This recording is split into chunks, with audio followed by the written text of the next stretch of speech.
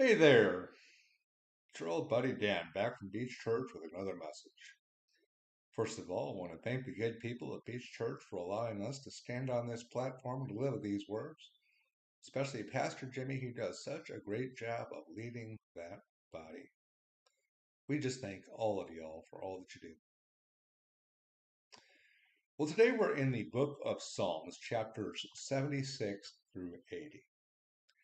These psalms are credited to a musician and seer appointed by David to serve at the tent of meeting after it was moved back to Jerusalem. That musician and seer was a Levite known as Asaph.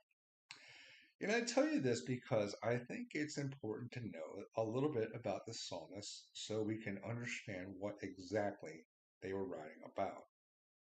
And it's sensible, I'd say, to recognize that Asaph wrote Psalm 76 in response to the military victories David, Asaph's king, won by the hand of the Lord. What caught my eye particularly in Psalm 76 appears in verse 5. The valiant lie plundered. An old literature student, I can geek out on stuff like this. The valiant lie plundered strikes me as a double entendre, a phrase with two meanings. Obviously, the imagery describes valiant men who were defeated. They lie plundered. But did their valiance prove true? Not before the Lord it didn't. So was the valiance to which these warriors were called a lie, and that valiant lie plundered. Paul tells us in Romans chapter 3, verse 4, let God be true and every man a liar. God will have his way, despite what men choose to tell us, even in spite of what kings tell their armies about valiance. Next to the imagery of the Lord's victory over these slain soldiers, verse 12 summarizes Psalm 76 nicely. He breaks the spirit of rulers. He is feared by the kings of the earth. Asaph is thought to have written Psalm 77 for Jeduthun, a fellow Levite appointed to serve in the tent of meeting.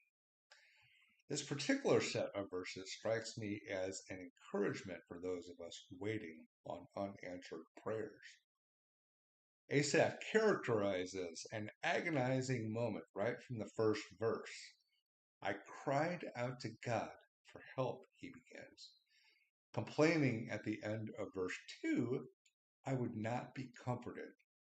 Eventually wondering in verse 7, will the Lord reject forever? We've all been there.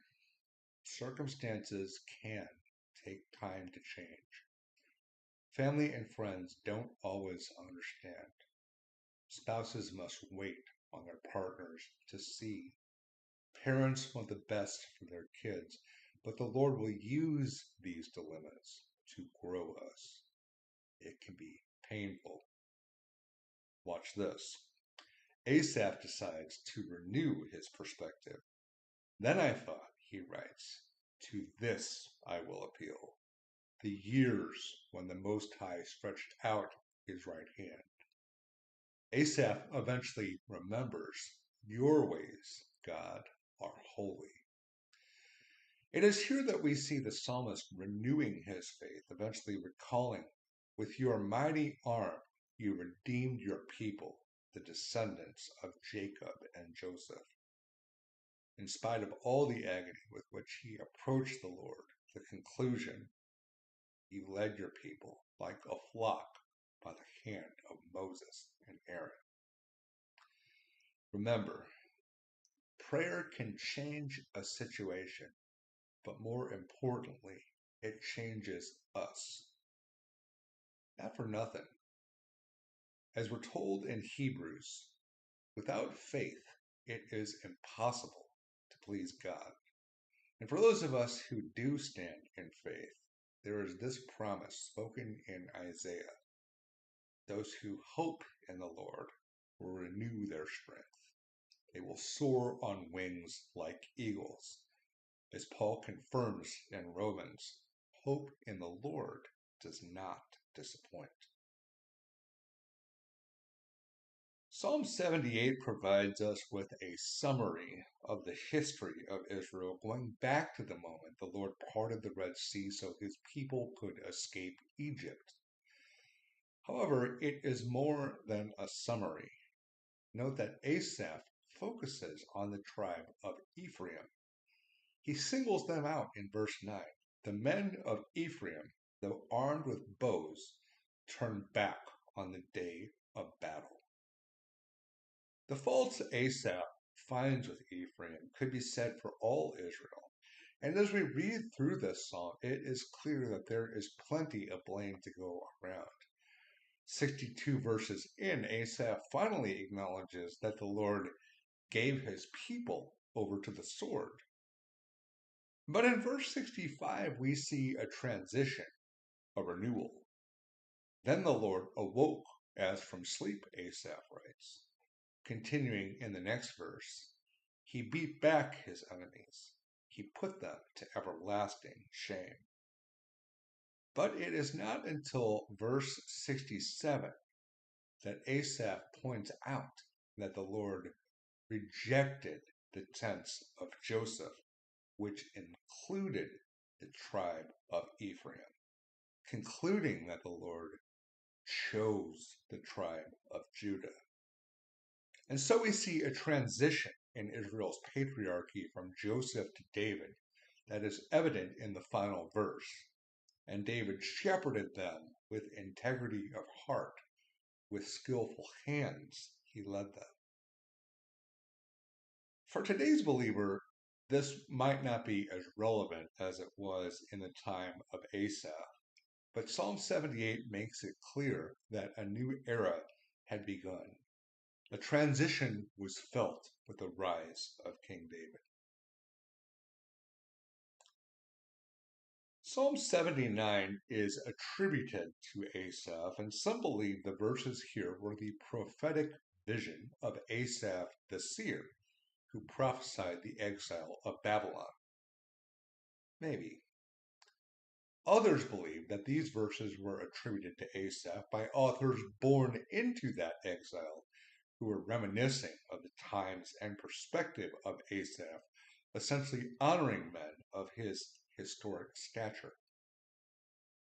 It is clear that this passage was not descriptive of any time during the reign of David. I don't think there was any moment under David that a psalmist could write, "They have poured out blood like water all around Jerusalem."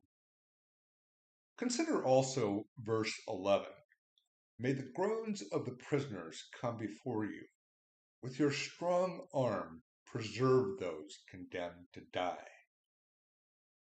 Given that those who might have held strong to their faith in moments like this would likely be punished, it makes sense that the author would not attach his name to such a set of verses. All the same, we see the faith of those facing the terrible circumstances of exile to the only one who can make matters right. As dystopian as it seems, the psalmist pleads with the Lord to intervene, ultimately committing, "Then we, your people, the sheep of your pasture, will praise you forever. From generation to generation, we will proclaim your praise." Psalm 80 is like Psalm 79, same dystopian context. You have made us an object of derision to our neighbors, and our enemies mock us, the psalmist notes in verse 6. And you may be wondering why, in verse 1, that Joseph, Ephraim, Benjamin, and Manasseh are called out. Well, the psalmist has done his homework, it appears. He knows that these are the sons of Rachel, the wife Jacob loved most. And according to that old biblical scholar, you know I love Google, that specific grouping appeals to God's tender mercy. Things are pretty dire, after all, for this vine that the Lord has transplanted from Egypt when he led his people through the Red Sea. Metaphorically speaking, of course, boars from the forest ravage that vine, the psalmist contends, and insects from the fields feed on it. Ultimately, he acknowledges that this vine is burned with fire. But here again, the psalmist makes an interesting transition. Let your hand rest on the man at your right hand, the Son of Man you have raised up for yourself. Does the psalmist foresee Jesus? He continues, then we will not turn away from you. Revive us, and we will call on your name. Maybe especially in the midst of these types of dystopian circumstances, the Lord gives his people a glimpse of his Son to reassure us that he loves us. He is in control. And as Jeremiah told us, he has a future and a hope in store for all of us. Well, that's all there is for today. I do appreciate the time and attention you give us to watch these videos. I pray this blesses you.